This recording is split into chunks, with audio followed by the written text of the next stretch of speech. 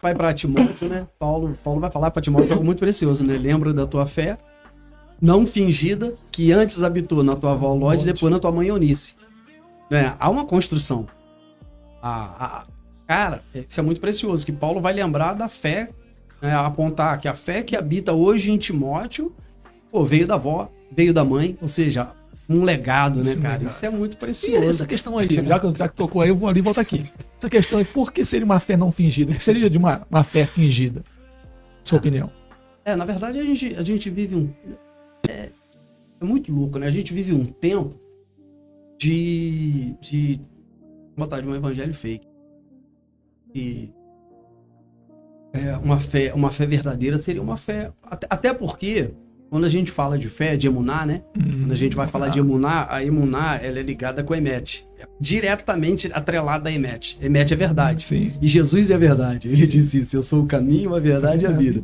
Então, não existe fé se não tiver atrelado uma fé verdadeira, se ela não tiver atrelada a emet. Não existe emuná se não tiver atrelada a emet.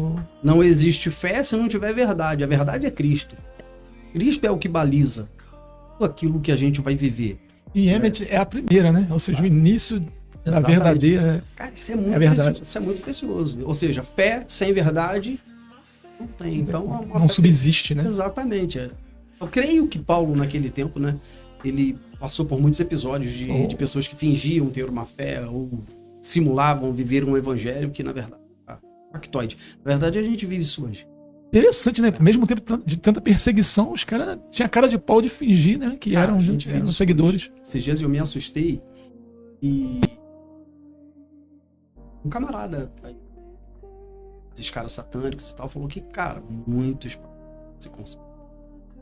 É sério isso? Faz muito trabalho pra essa galera espiritual. Sério isso? Sério. Muito. Na nossa região, isso não? Tá na nossa região. Se você perguntar aí, se conversar, parar pra trocar ideia aí com uma pessoa dessa religião. Nessa área. Cara, muitos pastores me consultam. Será verdade? Não, sério, verdade. Então, o que acontece? A gente vive um tempo muito louco. Por isso que a gente precisa, com as nossas ações e com manifestações, com tudo que a gente exala na nossa vida, sabe? Refletir essa fé, que realmente é uma fé verdadeira, não uma fé fingida. Infelizmente, muitos poucos têm essa interpretação ou essa capacidade de visão. Por exemplo, você, até pela vivência que você tem uma capacidade de visão. Opa, cara, aí tem alguma coisa que não está funcionando. Ou seja, justamente até por causa de uma leitura bíblica, por causa de uma intimidade, algo mais aprofundado com Deus, você tem uma capacidade de visão que outro não tem. Mas aquele cara que não tem, cara, que vem passar batido por ele. Por isso que há necessidade, como Oséias fala, cresçamos e prossigamos em conhecer o Senhor, porque é conhecendo ao Senhor que eu vou conhecer quem serve Ele. Quem vê o Filho, vê o Pai. Né? Ou seja, quando eu olho para você, eu preciso ver Deus, cara. Isso precisa ser muito notório. Só que a gente precisa ter essa capacidade de visão. Nem todos têm. É por isso que muita gente passa enganado. E nego fala, cara, esse cara é muito homem de Deus, e não é nada. O Senhor certa vez ele disse assim para os discípulos, né? Não se enganeis, não se colhe figos de espinheiros. Aí os discípulos, descobriu a pólvora. Lógico que não é. Mas o que ele está falando é isso, não se enganeis. É muito interessante, até a questão da figueira, né? Que ela tinha aparência. Ela tinha aparência por quê? Porque estava na época. Não estava na época, mas ela parecia que estava na época. Ela parecia... Quando você olha para uma figueira, ela não podia ter folha, mas aquela tinha folha, estava toda bonitinha. Quando você olha para a figueira, toda verdejante, toda bonitinha, tem fio. Não tinha. Não deveria ter folha, né? Todas ao redor estavam, entre aspas, nuas, né? Mas ela com aquela aparência de fruto. Aquela aparência de fruto, aquela coisa. Então, acho que a grande questão é essa, né? A questão é essa. Tem muita gente dentro dessa dinâmica aí que Paulo falou. Tem um código ali, aí a gente volta para o seu início aí, a questão da figueira, essa figueira que ele menciona, né? Não sei se o senhor sabe. Antes dela dar o fruto, ela dava as folhas e as folhas cobriam o fruto, essa figueira, né? Então, tipo ali, você olha assim, não entende, tá, mas se não é época de figo, por que o Senhor foi buscar fruto nela? Só que antes da folha, antes do fruto, ela dava folha, e antes do fruto, ela dava um brotozinho. Esse broto era comestível. Então, nem o broto ela tinha. Então, assim, quando Jesus vai até ela e amaldiçoa, é porque, na verdade, ali é um trocadilho com Gênesis. Né? Adão peca e pega folhas de figueira e cobre o fruto. É o fruto do pecado, né? Mas fala, não, comigo, no meu reino, isso não vai acontecer de novo, não. É tremendo. A hipocrisia, ela é algo que incomoda tanto os céus, né? Quanto os homens também do Senhor. Não é aquela ideia, né? Diga-me com quem tu andas, diga quem és. Tu anda com Jesus, não tem como você parecer Judas. Né? Exatamente. Mas e aí? Aí você fala da sua avó? Então, aí ela falece, né? Então, acho que ela alavancou toda uma conversão da família. Eu acho que isso é tremendo. Acho que isso é fora do comum, cara. Se hoje eu tenho um neto, né? Já tem neto? Eu tenho um neto. Meu filho tá com 25 anos. Rael tá com 25 anos, a Zaf tá com 15. E o Leão, né? Tá com 2 anos e meio, faz 3 anos aí em agosto. Eu falo, cara, se eu não marcar a vida dele, se eu não deixar algo positivo na vida dele em relação a que Cristo representa, falhei na missão. Na verdade, esses dias eu até falei um pouquinho. Preguei terça-feira na igreja de uns amigos, na Cristã Renovada. Eu falei sobre a questão do amor, né?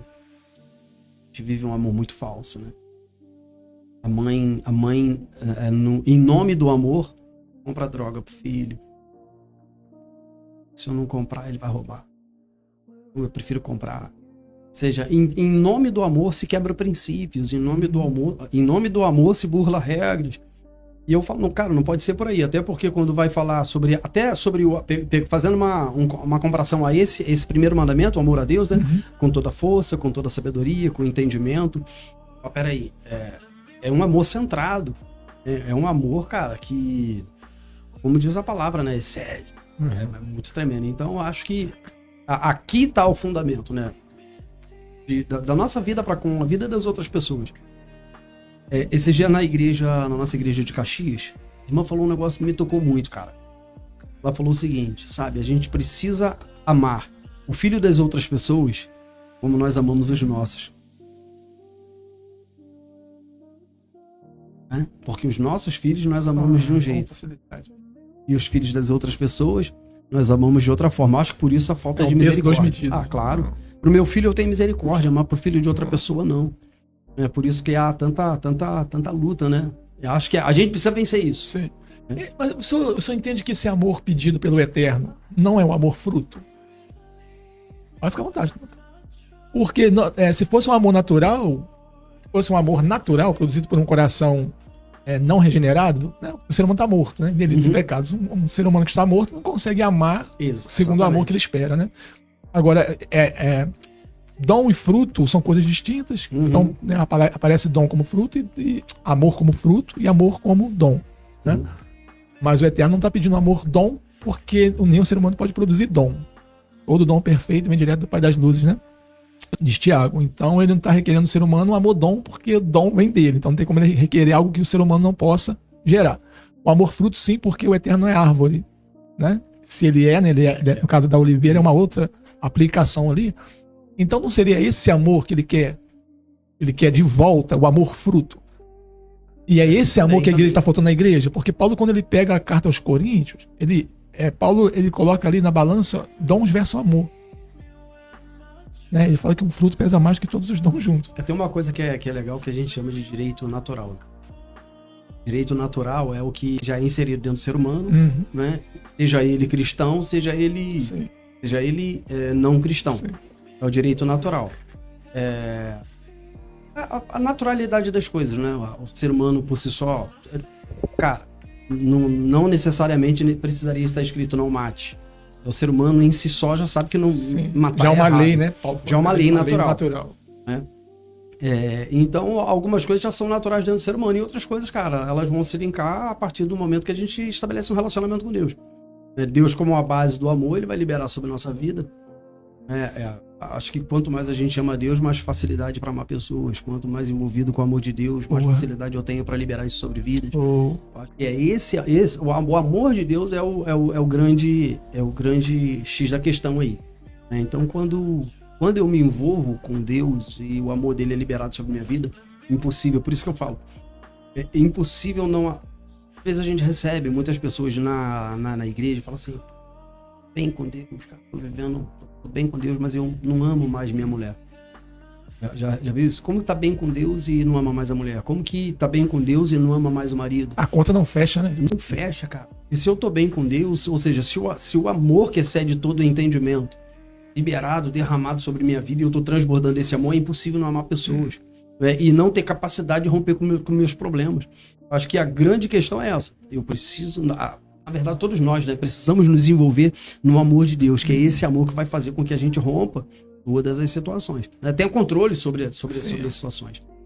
A palavra diz que ele é amor, né? O eterno é amor. Então, é ilógico você falar que você está cheio do amor e não amar. Não, exatamente. Estou cheio de Deus, estou cheio do eterno, mas não... Sabe que eu fui em Moçambique, né? Olha que tremendo. Eu fiquei 17 dias em Moçambique em 2022, maio. E eu vi lá uma menina...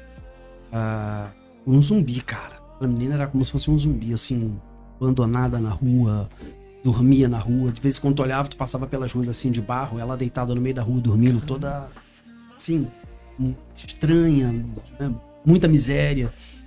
E aquilo me chocou muito. E depois que eu ouvi a história da feiticeira do crack, não sei se você já ouviu a história da feiticeira do crack. Não. A feiticeira do crack teve uma reportagem na Record sobre ela. Os próprios viciados, né? Os usuários, vamos dizer assim, sim, usuários, sim, né? usuário. Acho que é uma palavra melhor. Os próprios usuários do crack, eles tinham medo dela. Tinham um aspecto, assim, tenebroso, muita possessão, era muito... Lá, cara, aí chega uma missionária. Isso lá? Na Cracolândia. Na Cracolândia, São Paulo. Chega uma missionária. Inclusive, nós temos um rapaz no sertão que frequenta a igreja lá, de vez em quando fala com a gente. Ele ficou 5 anos na Cracolândia. A Record que achou ele, trouxe ele de volta. Programa do Tino. E essa missionária encontrou a feiticeira do crack, cara, deu um abraço nela. Não, ela deu um abraço. O diferencial, é isso que eu falo, é diferente. Ela deu um abraço de 5 minutos, ela abraçou a feiticeira do crack e, assim, pra mim tipificou Eliseu deitando sobre o corpo daquele menino. Quando aquele menino tá lá gelado, morto, e Eliseu deita, cara, e começa a transmitir vida, o calor do corpo dele sobre aquele menino, cara, aquele menino volta a viver. Ali eu falo, a gente precisa voltar, mano. Isso é muito forte, não é só dar um abraço, cara. Né? Eu costumo dizer que a gente dá um abraço, aperta a mão de uma pessoa que tá suja, cara, a gente já logo quer lavar a mão, já se sente pinicando, né? O corpo já começa a pinicar, fala, cara, estranho, assim, dá a sensação de que tu tá sujo também. Porque a força misericórdia tá ali. Exatamente. Né? Lembro que tem um amigo, filho do pastor Jorge, vai vir aqui, né? Reverendo Jorge, ele me disse uma vez, chegou perto de mim e falou assim, Dani, atenção, os caras vão pra praça, dá a sopa, aquela coisa toda, os moradores de rua se reúnem, oram junto e tal, só por causa da sopa. Os caras estão, tipo assim, quando sai dali, os caras têm vontade de vomitar. Por causa da postura de quem vai. Cara, tem que ser participativo. Opa, aquilo bugou na minha mente. Eu falei, não pode ser. Por quê? Como é que é a oração? O cara chega na praça, Deus, esses miseráveis estão aqui perdidos, sem a tua glória, sem a tua graça. É isso. Vambora? Vamos. Paramos na Praça da Inconfidência, reunimos a galera com o violão e de repente vamos orar. Senhor, aí mudou. Né? Nós estamos aqui, Senhor, dependente da tua graça. Derrama o teu amor sobre nossas vidas, porque a gente precisa. Sem o teu amor nós não somos nada. Opa, eu já me incluí. Eu já me incluí, porque faço parte. A gente tem o hábito, cara, de tirar a gente. Tipo assim, eu tô perfeito, cara, tô salvo, tô com Deus. E nisso eu oro pela sua vida, cara, é uma oração muito louca. Porque, tipo assim, como eu me excluo, como se eu fosse perfeito e você totalmente pecador. Eu acho que esse amor precisa voltar a nos envolver. Ao ponto de, cara, a gente, sabe, ter esse olhar de misericórdia, né? De uma forma, assim, profunda.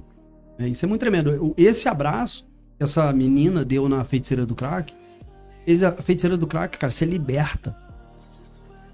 Cara, mas foi algo tão forte que a Record foi fazer entrevista com a Feiticeira do Crack. Cara, mas o que é isso? Que loucura é essa, cara? Como que você se libertou das drogas? Como que você saiu daquela vida? Dominada por demônios, cheio de droga, aquela coisa toda. Alguém me deu um abraço. E foi um abraço diferente. Eu poderia dizer, né? Jesus me tocou, né? Eu oro falando assim, que as suas mãos sejam a extensão das mãos dele. Isso é muito tremendo. Você seja a extensão dele, né? A continuidade de quem ele é. Com certeza. Judas, pra atrair Jesus, ele teve que dar um beijo, né? Esse era o pacto, né? Eu te dou 30 moedas e você dá um beijo. Mas dar um beijo, porque Jesus era igual, né, cara? Não tinha que haver um beijo. Deixa eu saber quem é aqui o Jesus aqui. Jesus, isso é compaixão, né? Se colocar no lugar dele, né?